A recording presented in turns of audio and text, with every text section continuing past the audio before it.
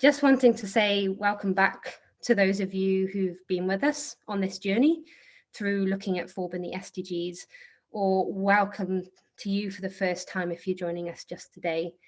This is a really important conversation around freedom of thought, conscience, religion or belief, and SDG 13 on climate change and action. The context, as always, for this series is how can we ensure we meet the SDG pledge to really leave no one behind? And we want to look today at what that means. And that includes, of course, religious or belief communities and that aspect of human identity. So before we begin, if you haven't already and you feel inspired to, do say hello and write where you're calling from in the chat. Thank you so much to those of you who've already done that. And delighted as well if you are joining us today in the final throes of preparation, or if you're in the middle of the 5th UN Environment Assembly, which I understand is a week down already and has one more week to go. I hope I've got that right. But we're really delighted to be meeting in the sidelines of that really, really important annual event. And really, really pleased to have some of those very involved in the UNEA, which I understand is essentially the world's parliament on the environment. Over the past few years, there is increasing consciousness globally of the climate crisis we are in, and the need for each one of us to respond beyond greenwashed actions and agendas. There are lessons we can take from the collaboration and symbioticism found within the natural world, within rainforests and at different cellular levels that can guide us humans on how we collaborate, create space for collective wisdom to emerge that is greater than the sum of our parts, and from here take joint action. And especially for those of us who have been working on freedom of thought, conscience, religion or belief, its intersections with climate issues have been underexplored. We see that climate change accentuates and reinforces existing inequalities experienced by different communities, including different ethno-religious communities. But how does this link to climate-driven resource scarcity and conflict and inequalities experienced by religious or belief communities, which are FORB issues? How does work to tackle climate issues with analysis on who is being left behind in mind simultaneously help prevent FORB being undermined? How also are environments where FORB can be fully practiced important for allowing us to live our beliefs that reconnect and rebalance us with the earth and motivate us to pursue climate justice? There is a lot of listening to do, and I'm very excited about all the wisdom that will be shared from our speakers today, either side of the working groups.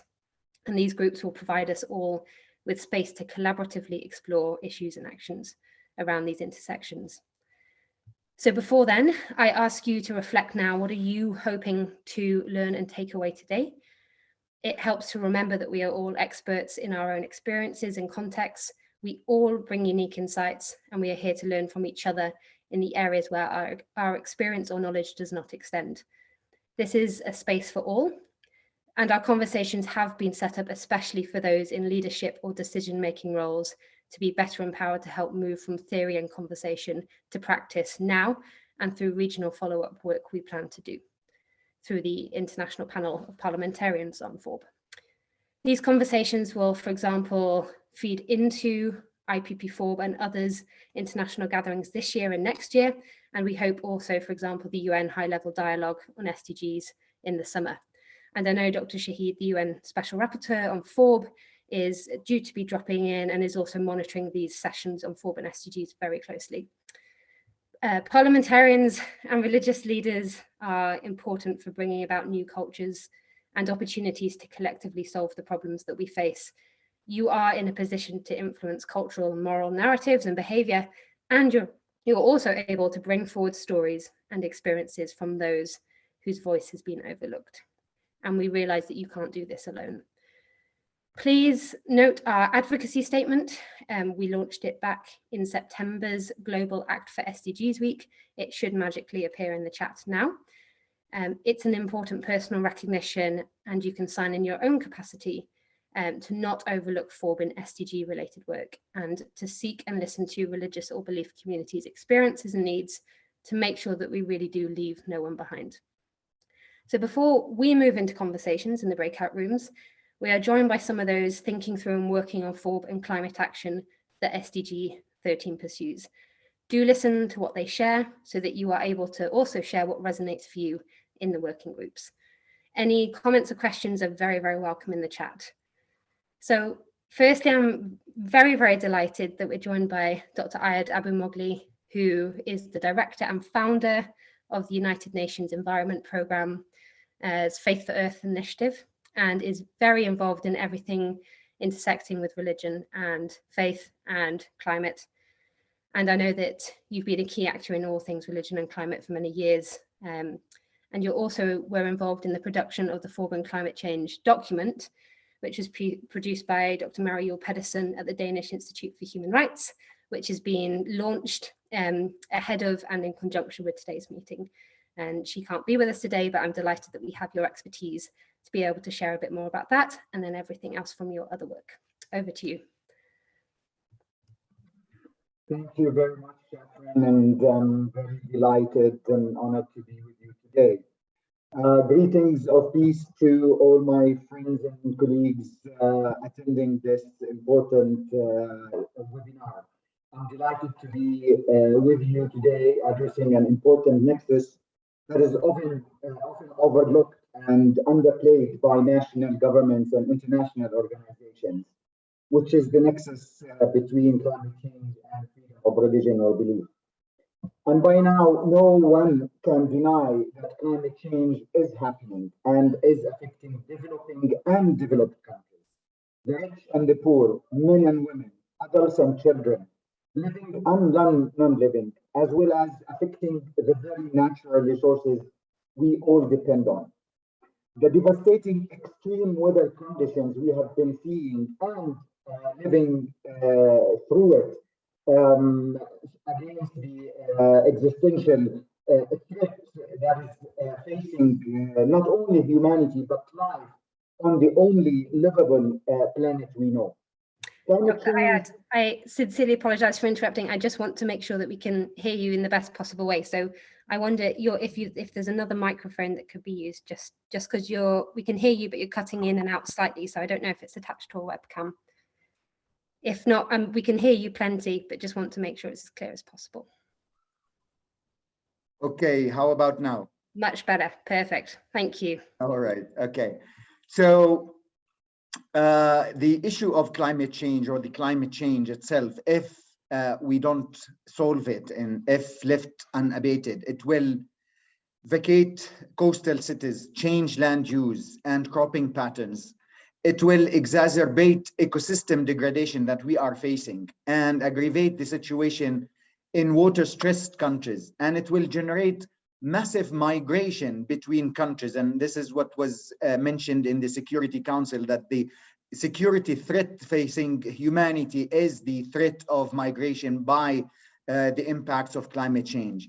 In addition, health systems will suffer severe stress, hunger will increase, and conflicts will be the solution sought by some groups or countries to control natural resources. Ladies and gentlemen, climate change leaves no one behind, not in development, but in destruction. For the minorities, indigenous people, and other excluded groups, including women, children, LGBTQ+ people, and people with disabilities who already face existing vulnerabilities, their vulnerabilities will increase due to the impacts of climate change. Such vulnerable groups are already facing discrimination in access to rights and services that others have access to, including, for example, land ownership or land use, housing, access to health services, livelihood opportunities, among many other rights and services.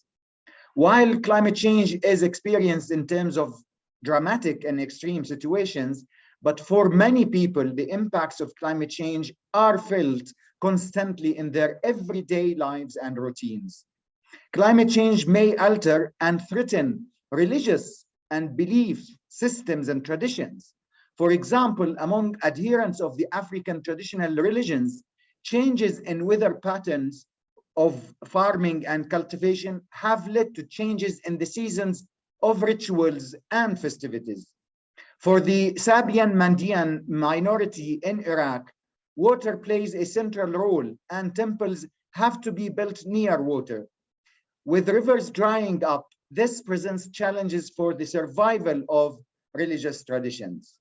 Ladies and gentlemen, in 2015, when 193 countries through their parliaments ratified the 2030 Sustainable Development Agenda for people living in prosperity on a healthy planet, the agenda did not say except for minorities, but was inclusive for all people of all beliefs and backgrounds.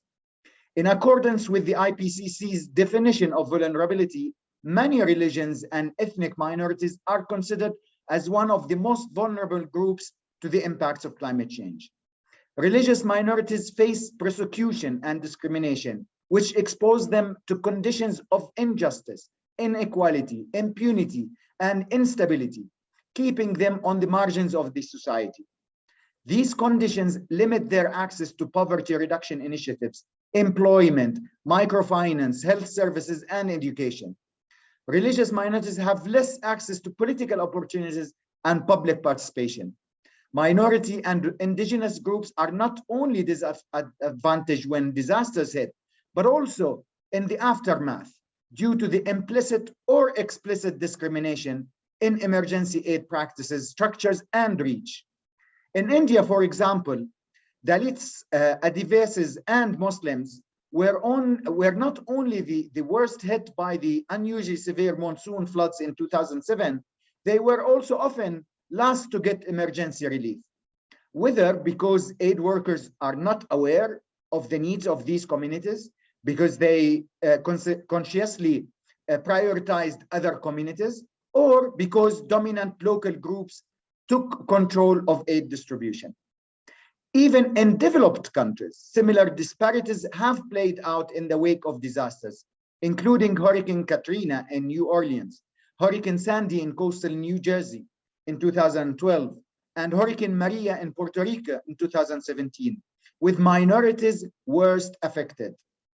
Often, women in minorities and indigenous groups find themselves in particular disadvantaged situation, subject to intersectional marginalization, inequalities, and discrimination because of their minority affiliation, as well as because of their gender.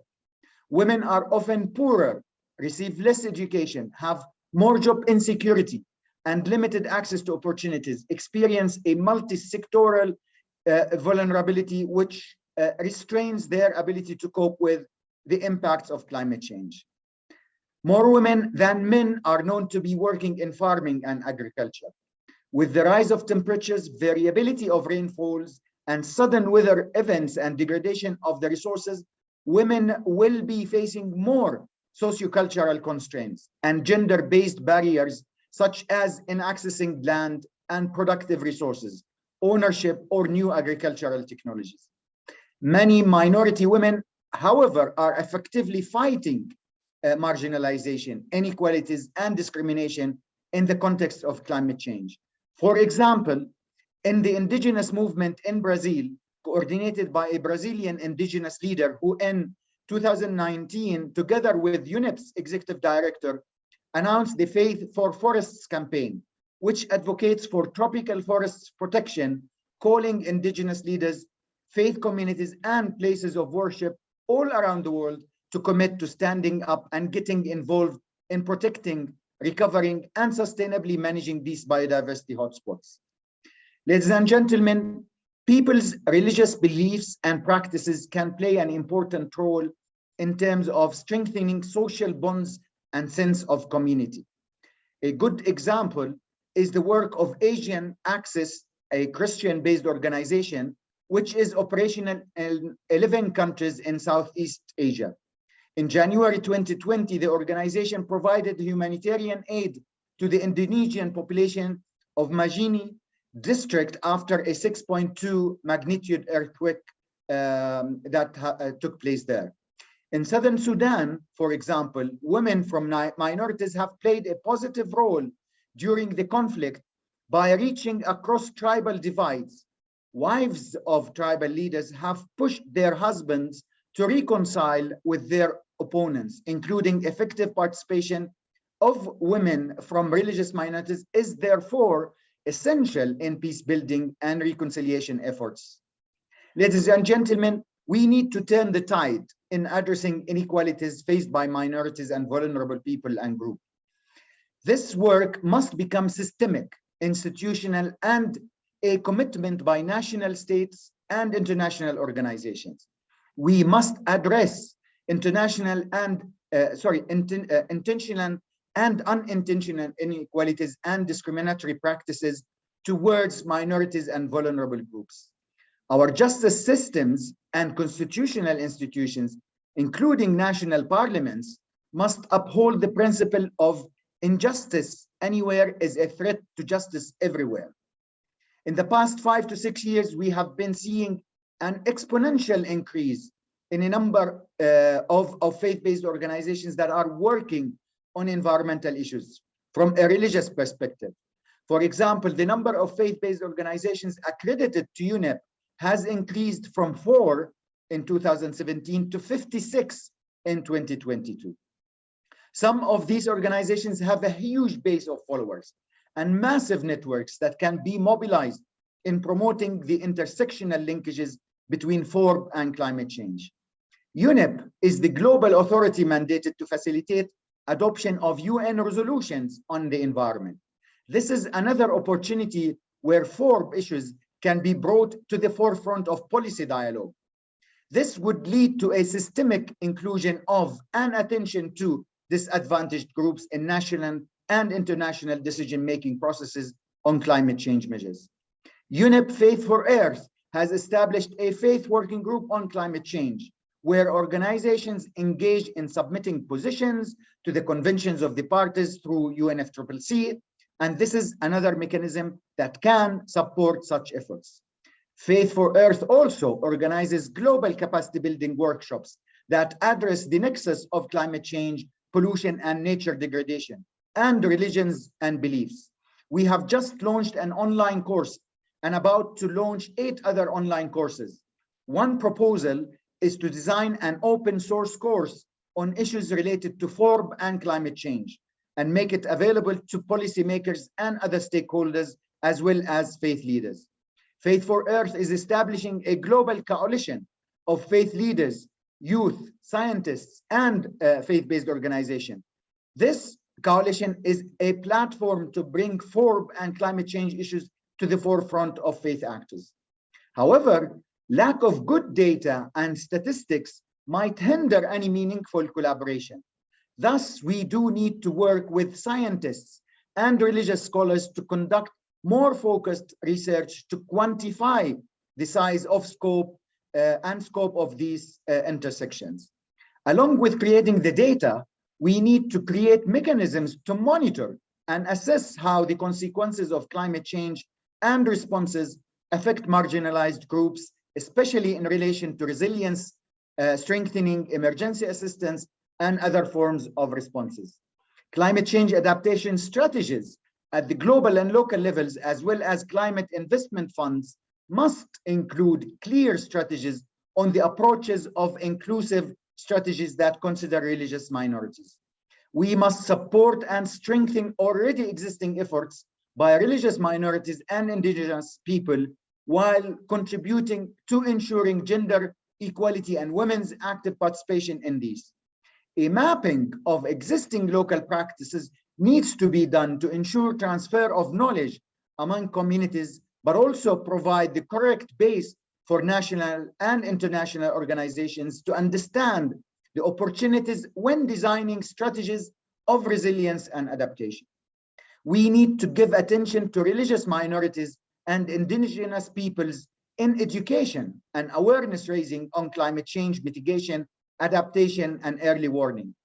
UNEP is also a secretariat of the Montevideo program for the development and periodic review of environmental law.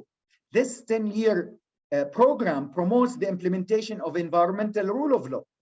This is an excellent mechanism to involve lawmakers, including parliamentarians, in discussing human rights and rights to natural resources of disadvantaged groups in society. We need to work with UN entities to design special guidance materials to ensure the intersectionality between FORB and climate change is tackled before, during, and after climate-related disasters. UNEP for Faith for Earth is leading a process to prepare faith actors to take an active part in Stockholm Plus 50 conference. This conference will be a milestone to design the future that the world wants. Discussions of FORB and intersections will be important to be considered in such preparations. Ladies and gentlemen, I hope that I have provided some food for thought in finding ways and means to tackle these important issues. We will be happy to hear from you and your ideas on how to go forward. Thank you very much. Thank you so much, Ayad, for that really, really full and comprehensive briefing to us. Thank you for making all the different links between FORB and climate, and also for outlining the opportunities that I really, really hope we together with others can really feed into, including on the needed increase for data and monitoring and all the different processes you've talked about in the lead up to Stockholm Plus 50. And leading on from that, it'd be really, really wonderful to hand over to John Knox now, who was appointed as the first independent expert on the environment and human rights, and is also a professor of international law in North Carolina now. John, over to you. Thank you. Thanks very much. And thank you for the invitation and the opportunity to be here. I just want to, I think, acknowledge, before I say anything else, that we're meeting at a time of an ongoing human rights atrocity that's being committed in the Ukraine. And I think, like a lot of people I imagine on this call, my thoughts are really with the Ukrainian people. I hope that the abuses happening there, the invasion ends as soon as possible, as unlikely as that seems now, and that their rights and peace are restored. So on the relationship, I'm going to speak about the relationship between human rights and environmental protection generally, and climate change more specifically. So in my work, as Catherine said, I was appointed to be the first United Nations independent expert on human rights and the environment in 2012, and then the first special rapporteur on human rights and the environment in 2015. And in that role, the United Nations Human Rights Council asked me to essentially clarify the relationship between human rights and the environment. And so I issued a series of reports over those 6 years. And in 2018, the council renewed the mandate, appointed David Boyd, a Canadian law professor, to continue it. And he has continued to, let's say, build on this relationship.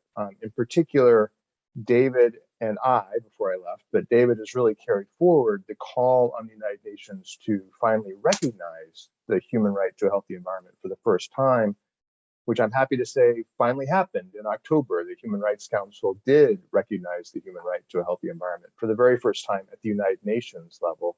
And the General Assembly is considering doing so. We expect that it will consider doing so as soon as this April. You might ask, if you don't already know, well, isn't there already a human right to a healthy environment? Why are we having to add this? Because in many countries and in many regions of the world, of course, there already is a human right to a healthy environment. Over 100 countries have recognized the human right to a healthy environment in their constitution. Many more belong to regional treaties in Africa and the Americas, the Arab Charter on Human Rights, the ASEAN Declaration, all of which recognize in one form or another a human right to a healthy environment. But the United Nations, until this October, never had, and it's certainly not included in any of the major United Nations human rights treaties. Even in the absence of a global overarching right to a healthy environment, what has happened over the last 25 years is that many other human rights have been brought to bear, have been applied to environmental issues. And what became clear, and really, if I could sum up all the reports I wrote to the United Nations, I would do it in this way. What became clear is that the relationship between human rights and environmental protection is really an interdependent one. We have to have a healthy environment in order to be able to enjoy a very wide range of human rights, our rights to life and health and an adequate standard of living. Almost any right you can think of, you can only enjoy if you're able to do so on the basis of a healthy and sustainable environment. But at the same time, we have to be able to exercise our human rights in order to strive for environmental protection. So we have to be able to have rights of information, and we have to have rights to be able to participate in decision making. You have to be able to speak freely about environmental issues without fear of being attacked or discriminated against on that basis. You have to have remedies for environmental harm. So if it works correctly, it's a strong, virtuous circle, so to speak, where we can use our human rights to help protect the environment, and by protecting the environment, we help to support our human rights. Now, that recognition, that relationship has been increasingly recognized in a number of areas, including in particular with respect to climate change. I've worked on this issue with respect to climate change in particular since about 2008. And I would say at many points, some of the leading advocates for this, some of the leading organizers have been faith-based organizations. They have often been at the forefront of putting forward and explaining the importance of having a clear relationship between human rights and climate change. They recognize, I think, as many others do, that bringing human rights to bear on climate change makes clear that the importance of environmental protection, the right to live in a healthy environment, is at the same level of importance as other rights that are integral to human dignity and equality and freedom. And in particular, it helps to foreground the people, the human beings and communities who are most affected by environmental harm, who are often the most marginalized and disempowered. Another advantage of a human rights approach is that it gives you access to forums that are able to hear human rights arguments, human rights claims, to consider human rights concerns that may not have equivalence in the environmental context. It's very difficult, for example, to bring a claim against a government saying, you're not complying with the Paris Agreement on climate change. The Paris Agreement doesn't provide you that right. Many government laws don't provide you that right. But such claims are being brought on the basis of human rights. The most famous may be the Urgenda decision that was handed down by the Dutch Supreme Court 2 years ago, in which the Supreme Court said, on the basis of explicitly human rights arguments, that the government of the Netherlands was not doing enough to protect its people, the rights of its people from climate change. Many other cases like that are being brought. Some have already been decided. And so this is kind of an exciting time in a sense. Human rights are being brought to bear on climate change more than they ever have been before. That's happening at the national level. It's happening at the regional level. The European Court of Human Rights, for example, has cases pending before it on climate change. It's happening at the UN level.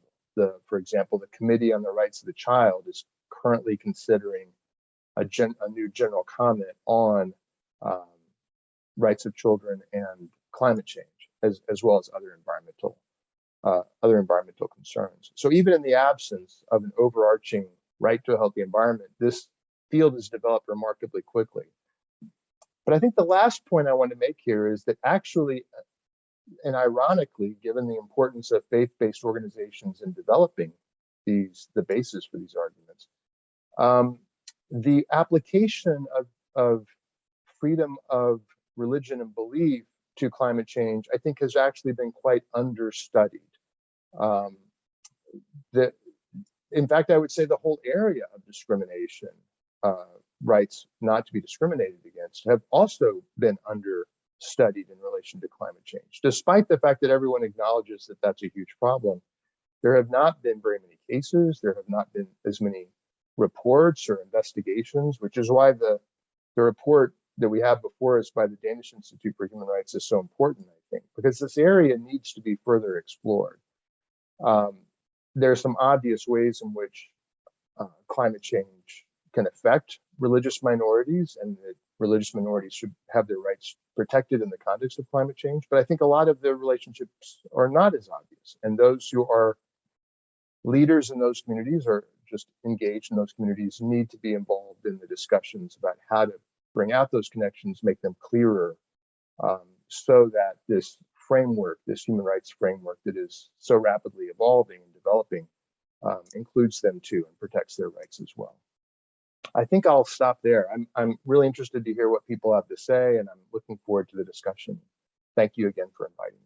Thank you so much, John. I really appreciate you outlining the symbioticism between healthy environments, human rights, climate change, how we can use human rights forums more, I think, to make these links, but also the reality of the gaps that exist that Dr. Ayad also touched upon. And I think that's why we want these conversations and today, and how we can understand to keep these conversations going so we can fill those gaps. Really, really delighted next to hand over to Kekasha Basu, who is an incredible UN human rights champion and founder president of Green Hope Foundation. Really excited to learn from your wisdom, Kekasha. Handing over to you now. Thank you very much, Catherine, and hello, everyone. Delighted to be with all of you here in this virtual platform. I am speaking to you from Toronto, Canada, which is the traditional territory of many nations, including the Mississaugas of the Credit, the Anishinaabe, the Chippewa, the Haudenosaunee, and the Wendat peoples, and is now home to many diverse First Nations, Inuit, and Métis peoples. Now, I am going to share with you today an example from one of the communities that my organization and I work with, which is the Sundarbans, the world's largest mangrove forest along the coastal Bay of Bengal that spans two countries, India and Bangladesh. And like other mangrove belts, this too has suffered extensive damage and degradation directly as a consequence of human impacts through pollution, encroachment, deforestation from logging and firewood collection by rural forest-based communities whose rapid increase in population, as well as the shift in consumption patterns and demands from the urban areas, have really upset the balance of this fragile ecosystem, all of which have been exacerbated by climate change-induced disasters.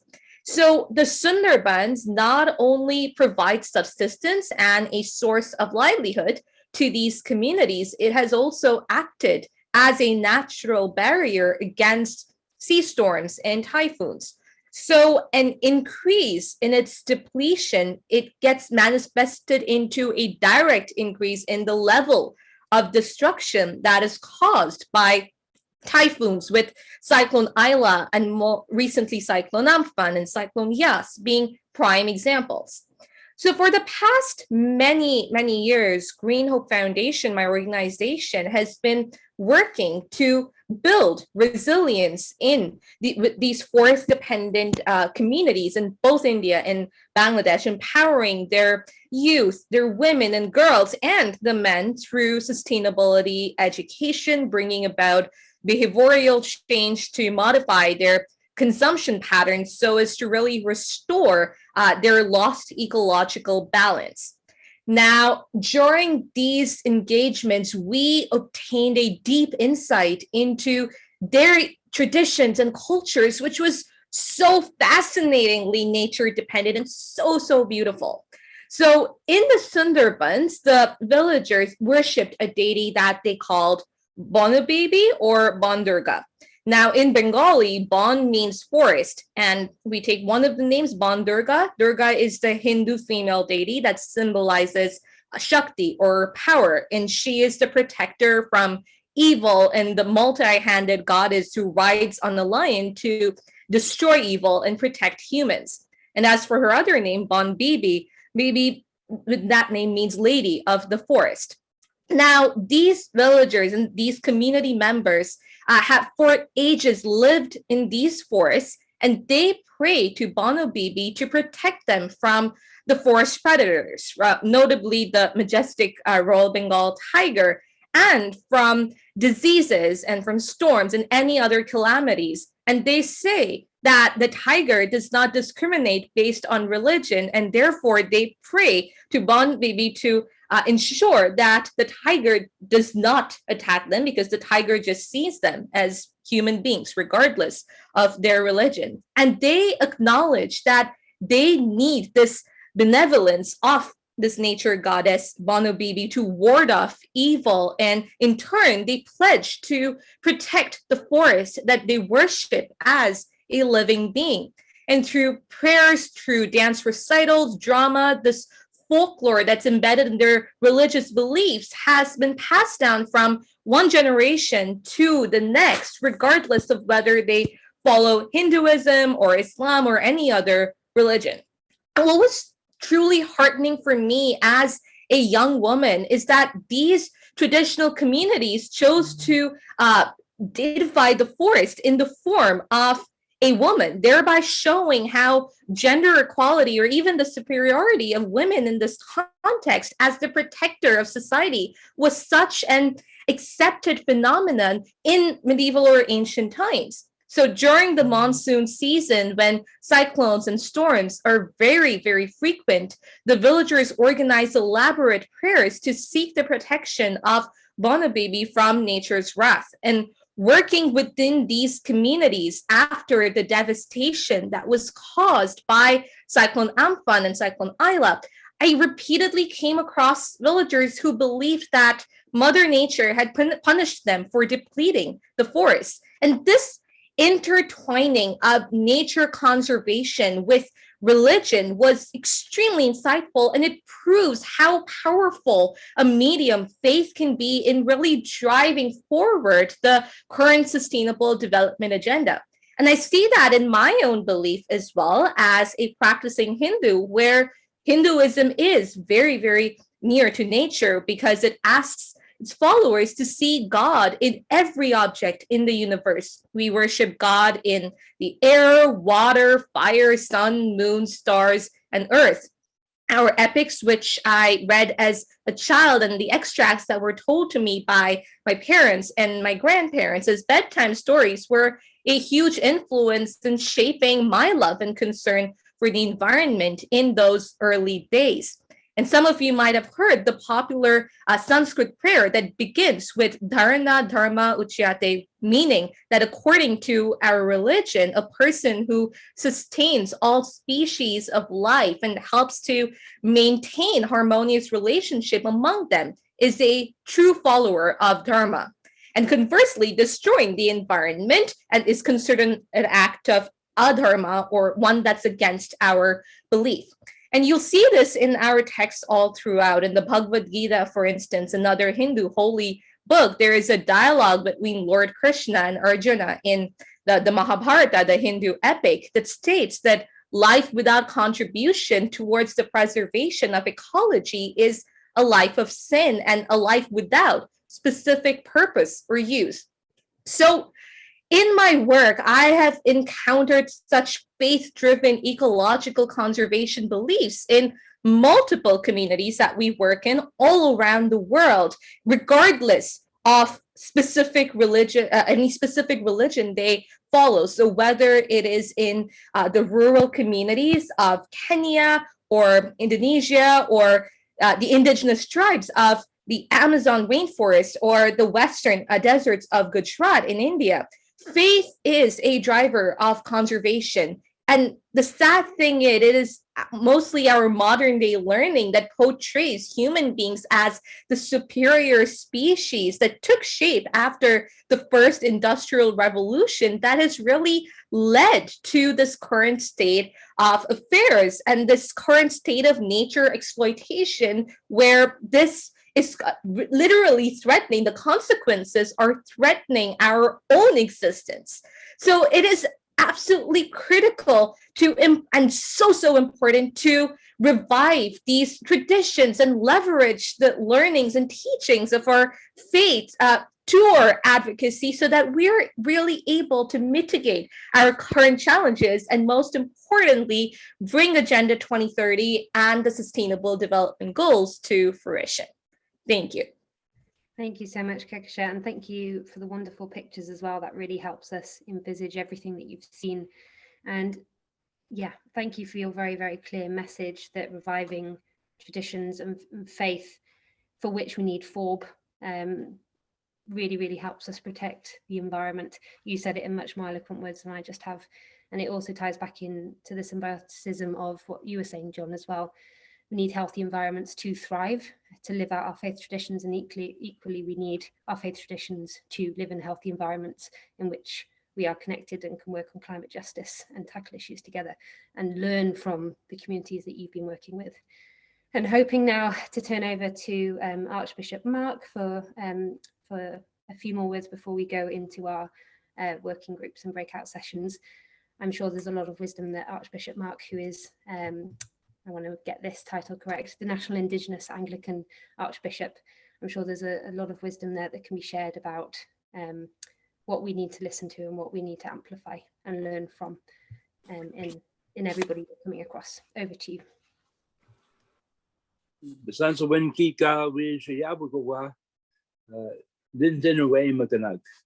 greet you in the Ojibwe language of Turtle Island. I'm in that part which is known as Canada, in Toronto as well. In what I said to you, I wish you peace, which is a traditional greeting, but also it could easily be simply be said, you are my relatives, but it really is an invitation to enter into a relationship that is a kind of kinship with me, but also with the environment. It underlines the symbiotic relationship between Indigenous peoples and the land, and I think also identifies one of the most consequential issues before us, specifically in the relationship to climate change and a livable future for all of us. Indigenous peoples have been persecuted for centuries on the basis of a very simple spiritual and religious identity, and that is deriving spiritual and religious identity from relationship to the land.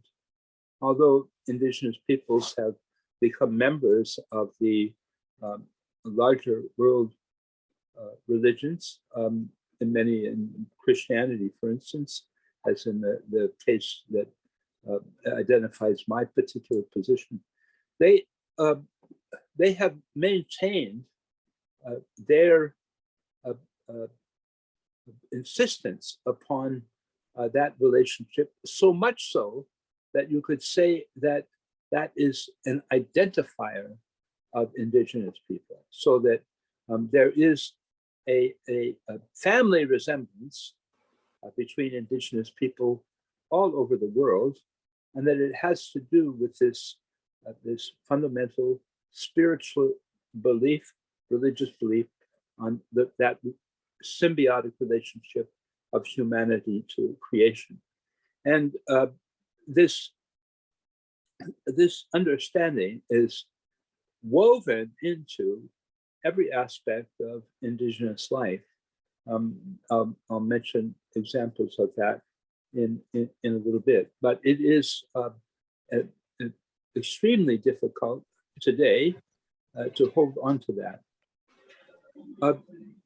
I think it is important to let you know that Indigenous religion, whether it was practiced by someone who had become a Christian or not, was against the law in the United States and Canada until the 1960s, so that if you could end up in jail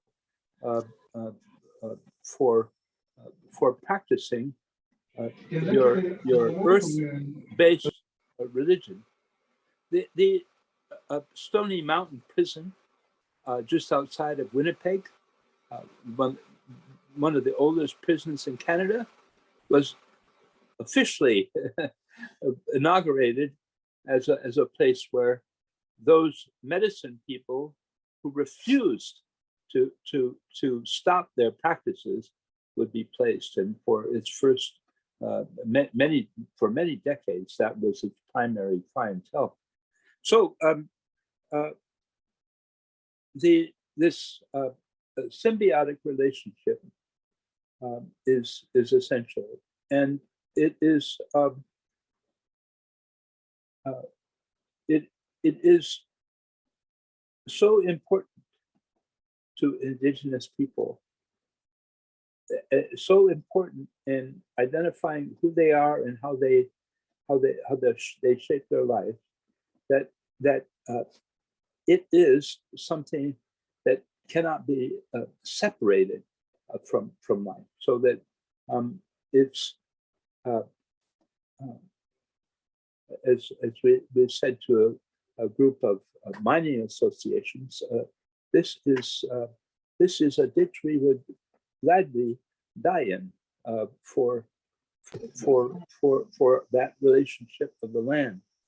The stewardship of Indigenous people, the stewardship of the land by Indigenous people, is also something that is oftentimes ridiculed or ignored. So that when people look, say, at the Arctic, they often say, well, it's just a bunch of fishermen and people living off the land. Same story in the Amazon. All over the planet, that's you see the same kind of thing. But Indigenous people are exercising that aspect of their deepest religious and spiritual beliefs in the stewardship of the land in that particular way. Now, today, it's estimated that up to a quarter of the world's remaining usable land is under the stewardship of Indigenous people. Now, again, I'm going to say that many governments don't recognize that relationship or that stewardship. It is something that's not only contested, it is something that is threatened.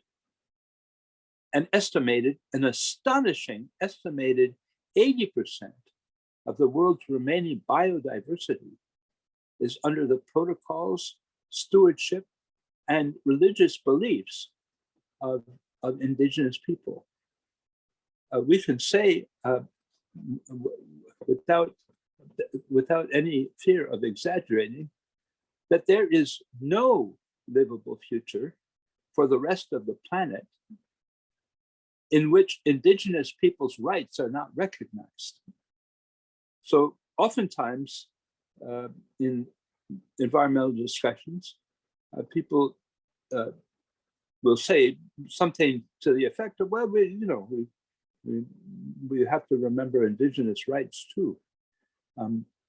Indigenous rights are essential to that future, and the spiritual and religious aspect of it is cannot be separated from everything else. In Turtle Island, where we are, a number of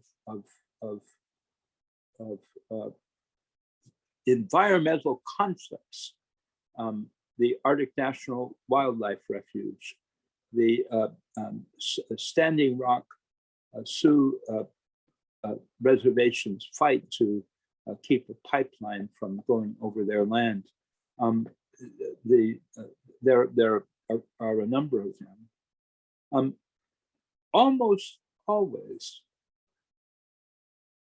Indigenous people's religious and spiritual ties to the land are ignored in these issues. So they don't even rate mention by the opponents, and sometimes by those who side with them.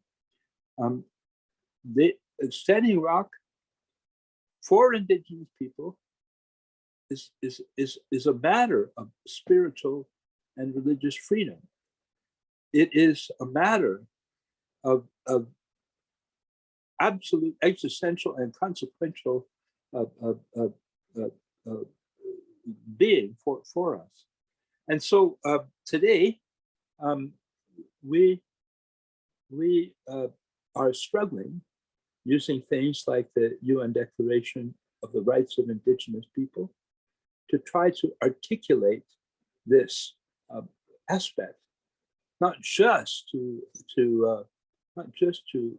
protect people and their relationship to the land, but to help the rest of humanity understand something it has forgotten. We all have a symbiotic relationship with the land. And that is, I mean, if that isn't known, it will be known very soon. And so I think that I'm very grateful to speak in this context about a matter that is a matter for many of our folks, life and death. And when I say that, in our context, and perhaps as it's perceived around the world, the oppression of Indigenous people and their beliefs is a historical event that happened long time ago and regrettable. For Indigenous people, it's ongoing and in many cases accelerating, except that it has a false front of concern, compassion, and understanding. That it's not understood. It needs to be understood. And that's why this conversation is so important. Thank you very much. Thank you so much, Archbishop Mark, for all of your wisdom and for sharing what we have lost as humans through persecution and essentially what are FORB violations. And thank you for sharing everything that we now need to listen to. I also apologize to everybody else in the room because we will have about 22 minutes to discuss, which is not long enough for each of us to discuss this, but we hope this is just a bit of space to start this conversation based on all you've heard today. So really, really grateful to everybody who's spoken this morning. The questions for us now in the working groups to reflect, listen to and share on should be appearing in the chat now.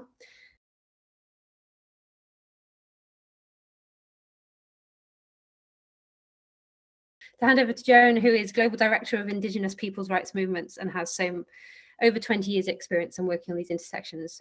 Joan, is there anything we're missing, anything that you've noticed that's really important to immediately point out? Yeah, I think I fully agree with all the other speakers, especially in relation to the points made between the links of climate change and rights. But from the perspective of Indigenous peoples, the other thing that I want to mention is that we should not look as the minority groups or Indigenous peoples, women, religious groups as just vulnerable groups. I think we also have to change the narrative that these are rights holders. They are not just vulnerable. And because exactly of their rights being violated, that makes them vulnerable. Because without making that, like in the context of Indigenous peoples, as our Archbishop has mentioned, we are the ones protecting the biodiversity. But because of the violation of our rights, right, we're taken off our land, we're dispossessed, we're evicted, and that also disrupts our spirituality, our relations with our natural environment. The same way with women. Why are women vulnerable? Because their rights are also violated. They cannot speak. They're not, so that's one that I think that we need to be clear that we are not, we should not be talking of victims, but why are the victims in the first place? We need to address that by ensuring that rights is at the center, even on the issue of climate change. So that's one. The other one is the issue of false solutions, or that when climate change solutions are not aligned to human rights, then we are not also providing or doing it the right way. For example, Indigenous peoples, we are the ones conserving, but then because of this now, what they call the 30 by 30 target to conserve 30% of global biodiversity for climate change, that is again going to result to the eviction of Indigenous peoples in our lands because they will be taken in the name of conservation. That is an act of social injustice because we are already there conserving it. But because of the fortress approach of Western conservation practices, we will again be evicted. So that's another dimension. The other dimension is the solution like renewable energies. Again, it's again imposed on us if we do not. Solar power windmills are being put in our territories that are again kicking us out.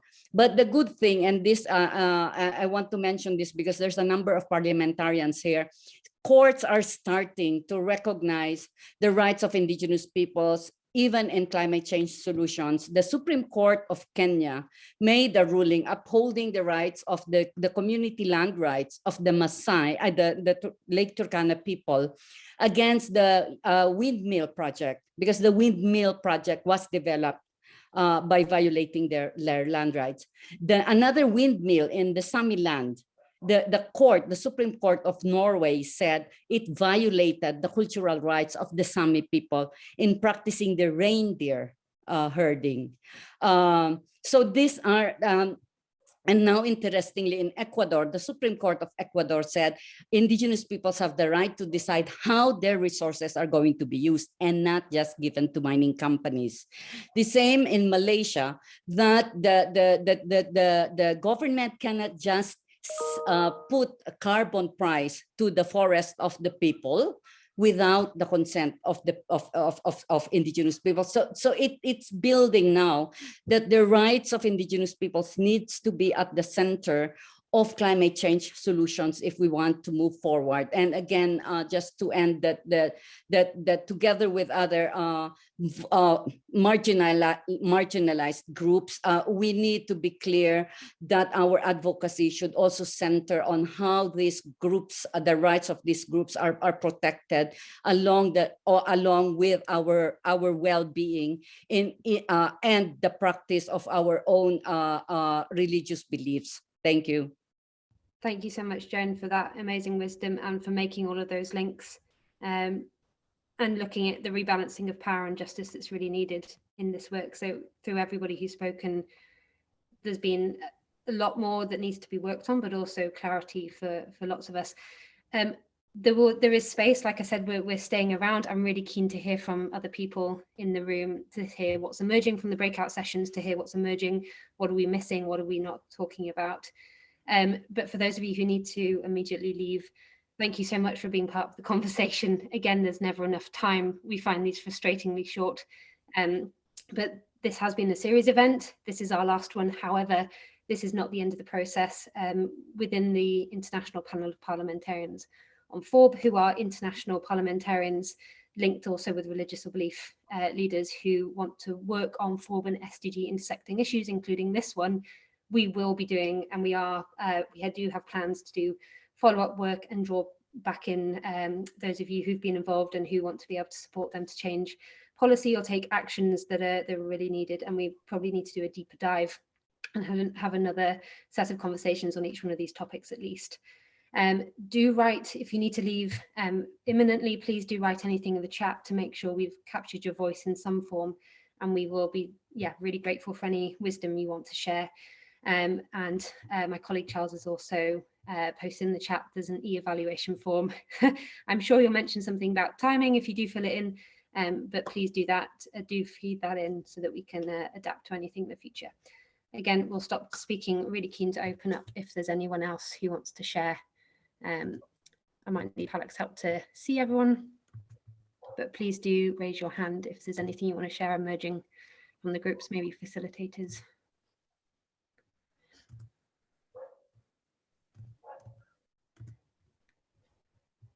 This is Catherine. This was like a speed date version of a workshop. I know. And some of us are boomers and Gen X, so not quite used to the speed date format. But I've put 5 main points from the group discussion in the chat box, and I hope that's helpful. And Desi has put much more details. Thank you, Desi, for being the note taker. Thank you, Debbie and Desi. Thank you so much, as always. Anything immediately emerged for you, Debbie, from the conversation, the speed dating you found yourself on? It's quite interesting because the situation of Indigenous peoples also remind us of some of the challenges faced by minority faith-based communities in terms of these attacks, but also that that most of our parliaments are most of our legislatures and governments are approaching climate change as an economic issue and not so much take it. And so there has to be a lot more work done to have a stronger intersecting and intersectional view of climate change, including in the context of freedom of religion and belief. Thank you so much. As always, there's an element of needing to follow the money on this. It's such a powerful drive, and you raise that with that access to health too, and all the power dynamics that we see. Is there anybody else who? I think Ibu Lena has her hand up. Yeah. Go ahead. Yes. So thank you, Catherine. So good afternoon from Kuwait City. I'm now in Kuwait City as Indonesian ambassador to Kuwait. So I would like to express my thanks to Debbie that highlight the issue very properly. And I would like to introduce my colleague from Indonesia. Her name is Lulu Nurhamida. I believe that, and I hope that she will join this because she's in the Agriculture and Forestry Committee, but she, her concern also in the freedom of religion or belief. So from now on, I hope that she will involve actively, Catherine. So that's, I think I have to say that. Thank you, Debbie. Thank you, Catherine. Stephen, Michael, Jimmy, and Andrew, all of them with their hands up. I don't know who's the first one. I don't know why I can't see this. Apologies again. I don't know what's happening today. Stephen, because I can see you first, and then Michael, maybe. All right. Okay. To be fair, I think Andrew had. Sorry, Michael had his hand up before me. But Michael, if you don't mind, I'll go ahead very quickly. I think there are a few things that came up, and I've shared it. Sorry, I've not shared it with everyone, but I've shared it with you, Catherine. Feel free to share the pointers with everyone. I'm not able to cut and paste it right now. But one of the things that came up was this lack of coordination that's taking place. And I facilitated one of the Asia breakout session groups. And that came out towards the end of the conversation, the lack of coordination with groups or organizations or entities that work on for one other human rights issue, a thematic issue, and perhaps there is a need to actually bring climate change into the conversation. So I think that needs to be developed on, to be worked on, and empowerment. Of course, people need to feel empowered. And I think one of the speakers earlier talked about getting the human rights, protecting fundamental human rights first, as a first tier, where let's say the right to information, that needs to be protected so that people then can go on to speak about other issues like climate change, for example. So right to information, for example. So Myanmar was used as an example, the lack of democracy there in itself has not paved the way for discussion around climate change. So that came out very strong as well. So I think we need to look at it from a state-by-state perspective to see the political situation in those countries and perhaps address those issues when we look at climate change. But yeah, thank you. Thank you, Stephen. Really, really grateful. Michael. Many thanks. And as I mentioned in the comment box, I think the importance of engaging with the faith-based actors and the UN human rights mechanisms came out clearly. And what John Knox already at the outset mentioned, the Committee on the Rights of the Child is currently doing its consultation process. And ironically, it's at the same time as our webinar today, which is a bit unfortunate, on their new general comment on climate change and children's rights. So again, just to flag that this is also a good opportunity and entry point for participants, even for parliamentarians, to shape the discussion at the UN level. And then also this may then hopefully then trickle down also to concrete laws and policies and then be really helpful for implementation. And the last point, which I was also very fascinated from several of the participants, coming so clearly that science in itself doesn't really change the attitudes and the actions. So that's why it's so much important to also reach the hearts and the minds and also the spirituality of people. And here again, it's so crucial to have the messages coming also from the religious leaders and the faith actors themselves, and also not to have these gaps in between the advocacy, where people are not working together or speaking with each other because there may be preconceived ideas. So I think that is also a very concrete possibility of going forward. Thanks. Thank you so much, Michael. I think that really, just wanting to highlight what Joan is saying in the chat as well, it directly relates with that. There's so much Indigenous knowledge and wisdom that needs to be drawn on or drawn in. Maybe we can do that if we're working on FORB in that sphere, but all human rights intersect. So I think what John was talking about earlier needs to be kept in mind too. I'm also very aware of what Dr. Ayad shared about the Stockholm plus 50 process, and that he was saying, I hope it was clear enough for everybody, that there's a process that's coming up. This is happening in the summer, I believe in June or July, can't remember exactly which one, but there's a need for religious actors and parliamentarians as well, potentially, to lobby for climate change and FORB to be a topic to look at. I know that Dr. Ayad's already putting those intersections forward, but there's more to be done to just state the topics together. And he thinks that even just raising them, even in the place we are without enough research and data globally that we're not quite in a place to have just yet, he thinks that will actually be the place to draw in more research, evidence, data gathering, monitoring that's needed to keep these on the agenda. So definitely for this year, if there's anything we can do before the summer and make those connections for Stockholm plus 50 through political or other channels, and then also for next year as well. But obviously the sooner the better.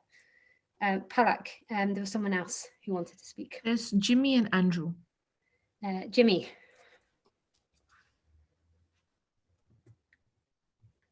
Hi, thank you, Catherine. I wanted to share a bit on the conversations on the Africa group. I've given some highlights on the chat. But one of the things, two main things came out that I think we need to also take note of. One of them, especially in the first question, is that the cultures and traditions that promoted responsible and sacred and proper use of environment and resources are today being challenged by the increasing demands for income options by indigenous and rural communities, especially the pressure on women as who play the double role of caregiver and also supporting the communities. So, for example, you find that in practices like fishing, many cultures are when you're fishing, it's a certain size of fish that's supposed to be taken. If it's small one, you don't take it; you throw it back to the water. But because there's a lot of increasing demand, especially global demand for export or for fish, even from countries like China, for example, in Africa and all that, you find that many of these communities are feeling the pressure and are now running away from those practices. Another one is sand harvesting. Sand harvesting is also destroying the environment. In the past, this never used to be a venture that communities gotten engaged in, but now it's increasingly becoming an issue. Sand harvesting for export. So that particular pressure is an issue. The second issue is traditional and rural communities still link the adverse weather and climate effects to a curse from the divine.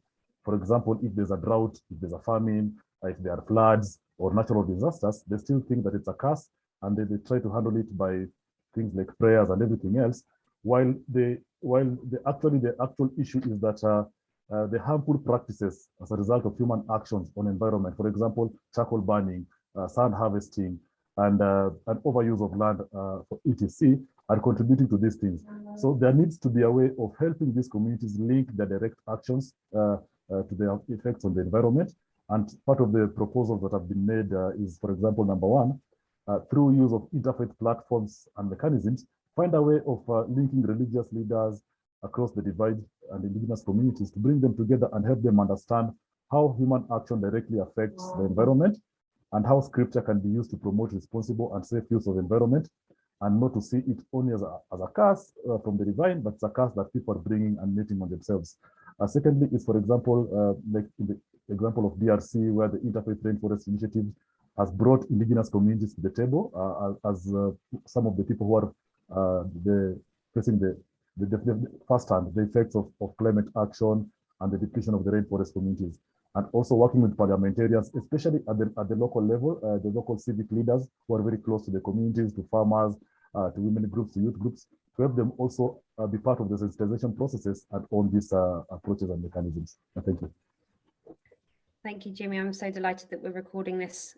Thank you for giving that clear path ahead and for adding that extra complexity and dynamic of faith and climate as well, which might make a step back from ownership of actually taking action.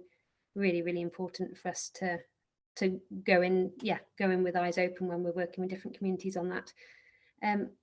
Really keen to hear from others as well, if people are still able to Andrew stay. has his Andrew, hand up. sorry. He's been waiting for a while. Andrew, and then love to hear from others too.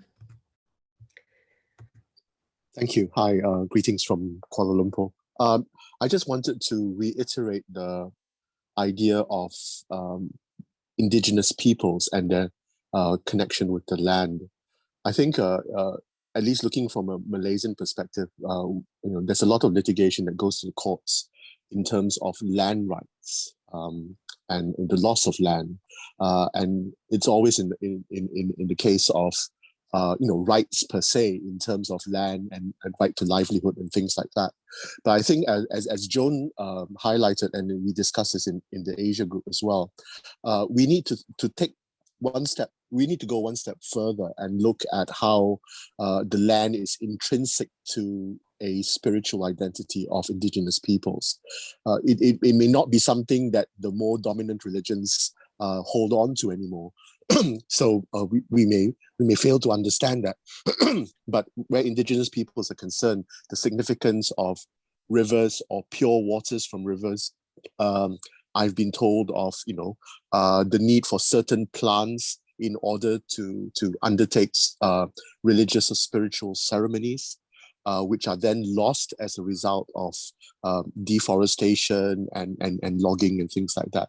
So it's not just the land rights, but it's the spiritual connection to trees, to rivers, to the upheaval of traditional burial sites, which where the ancestors are laid to rest, and that itself has a spiritual element to that. So I think perhaps we should explore a lot more the advocacy of rights in terms of freedom of religion and climate, because if climate means that people are going to lose these lands, people are going to have these rivers polluted and things like that, then that is clearly a transgression or violation of freedom of religion. I don't think people have seen it that way in many jurisdictions. So I think it's something that's certainly worth exploring and taking further. I mean, the other thing, of course, is to look at constitutions in different countries. Again, looking at the Malaysian example, we have the right to life, but that's all we have. We don't have a right to health. We don't have a right to clean environment. So these are things that perhaps have to be developed by way of judicial decisions. But we do have the right to freedom of religion. So again, it's an identified constitutional right. And so it gives us a clear way of pursuing climate-related destruction of freedom of religion. Just some thoughts. Thank you.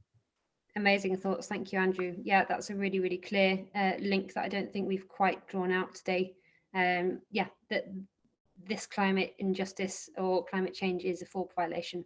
So thank you for articulating that so clearly.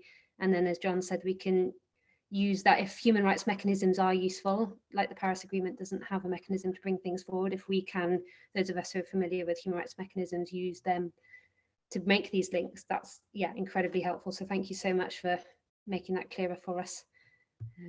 Is there anybody else who can add to that wisdom? But you're otherwise very much free to go. Yeah. Sorry, Don De Silva's got his hand up. Yeah, I just see that now. Sorry, Don. Cool. Don, I think you're mute. Thank you. I am a former director of UNEP. I reported on the Stockholm conference. And so for me, environment up until now is a life commitment. Presently, I am a university Buddhist chaplain in the UK and a mentor. A few things. I think it is important in the discussions also to focus on the positive in terms of what parliaments and parliamentarians are doing in the world to tackle environmental issues on a faith basis. I also look at countries, for instance, like Bhutan, Costa Rica, and other places where now they have achieved net zero carbon efficiency. In the policies of this tiny little country of Bhutan, where they have now 50 to 60% of the country under forest cover, where they have achieved net zero carbon efficiency. It is a faith-based country from which the world can hear from. Maybe we need to have parliamentarians from these countries to come and tell us the way in which they have done these activities. And maybe from these tiny countries, so-called tiny in that sense of the term, but the examples that they provide are really big for the so-called biggest nations on the earth. We need to get out of this business of measuring growth on the basis of GDP. It does not work. Bhutan has a different way of measuring development, and that is the gross national happiness process. The United Nations has the GNQ process, but we have to here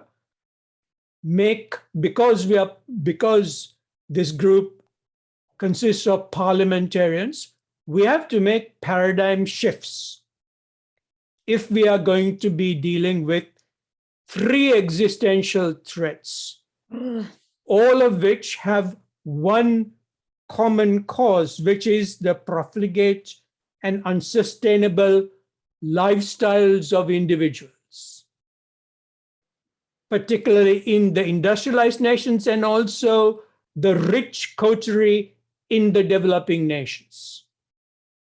So we have to tackle this, and hats off to UNEP for organizing and mobilizing the faith communities into coming together to tackle these issues. In this connection, I'd like to just point out that at the moment, we have 17 Sustainable Development Goals.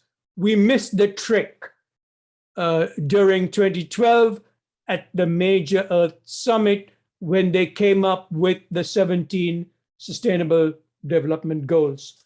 But I would like to point out that without faith and values, you will never be able to attain sustainable development. And the faith communities throughout the world number something like 80% of the world's population. That is really important to understand. It's 80% of the world's population. So this group, this sector needs to be mobilized. And in this connection, I realized that faith and values are dimensions which seep into all the other disciplines. But I wish to propose that faith and values become the 18th Sustainable Development Goal. Thank you. Thank you so much for your wisdom. Really grateful that you're able to share that with all the experience that you have. Really agree from the limited vision that I have from working this for about 10 years only, just there is a huge gap in the SDGs. I think this is why we wanted to hold this series, but also I'm looking to people like Jimmy and from Religions for Peace, who have 600 religious councils around the world. I'm thinking, how can we mobilize to bring faith and belief voices more into these spaces, just in the way you've said. And a really, really helpful note. Thank you so much for the note on parliamentarians. Sounds like you and I probably need to reach out to Costa Rican and Bhutan, parliamentarians from Bhutan, to learn. There's a lot of listening, there's a lot of learning to do.